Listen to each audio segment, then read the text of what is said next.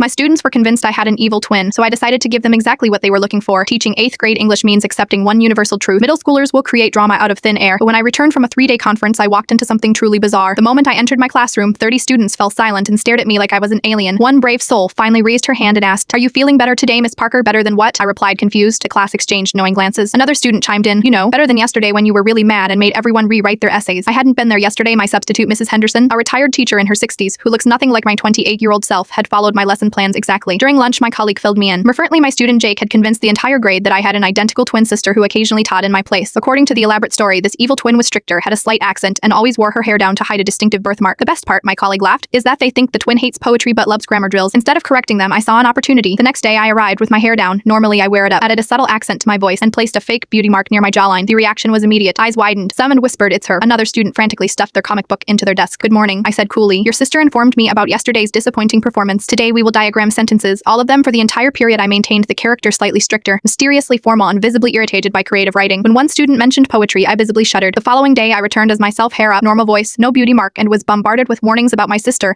and detailed accounts of her impossible grammar assignments. "She's so mean," one student insisted. "She wouldn't even let us use the bathroom." "Really?" I replied innocently. "That doesn't sound like her at all." This continued for 2 weeks. On twin days, test scores improved dramatically and homework completion hit 100%. It arrived early and prepared. On regular days, they shared secret information about the twin, which I pretended to find concerning at parent-teacher conferences. I finally revealed the truth to both parents and students. Most parents laughed until they cried. The students were initially shocked. Then, impressed by my commitment to the role, Jake, the originator of the rumor, shook his head in disbelief. "So all this time you were just acting? What do you think I've been trying to teach you about unreliable narrators all semester?" I replied. 3 years later, I still receive emails from that class signing off as the twin truthers. And every year since, I've used this story to teach my new students about critical thinking and the power of questioning what they hear, even from teachers. Sometimes the most memorable lessons aren't found in textbooks, but in the stories we create together.